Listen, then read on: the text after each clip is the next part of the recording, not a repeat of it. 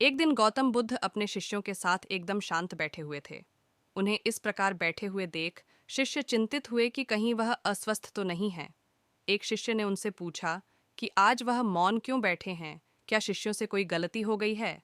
इसी बीच एक अन्य शिष्य ने पूछा कि क्या वह अस्वस्थ हैं, पर बुद्ध मौन रहे। तभी कुछ दूर खड़ा व्यक्ति जोर से चिल्लाया, आज मुझे सभा में बैठने की अनुमति क्यों नहीं दी गई है। बुद्ध आंखें बंद करके ध्यानमग्न हो गए।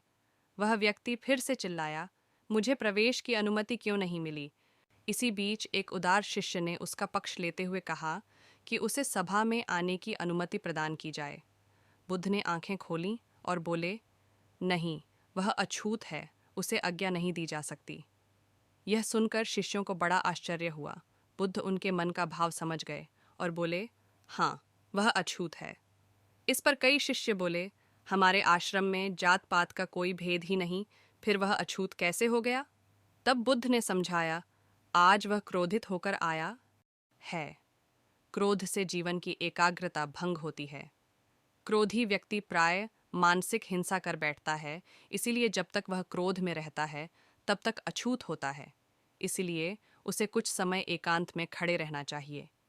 क्रोधित शिष्य भी बुद्ध की बातें सुन रहा था। पश्चाताप की अग्नि में तप कर वह समझ चुका था कि अहिंसा ही मनुष्य का महान कर्तव्य व परम धर्म है। वह बुद्ध के चरणों में गिर पड़ा और कभी क्रोध न करने का प्रण लिया। आशय यह है कि क्रोध के कारण व्यक्ति अनर्थ कर बैठता है और पश्चाताप उसे बाद में होता है, जिसका कोई लाभ नहीं मिलता। इसलिए हमें क्रोध नहीं करना चाहिए। असल मायने में क्रोधित व्यक्ति अछूत हो जाता है और उसे अकेला छोड़ देना चाहिए। क्रोध करने से तन, मन और धन तीनों की हानि होती है। क्रोध से ज्यादा हानिकारक कोई और वस्तु नहीं है।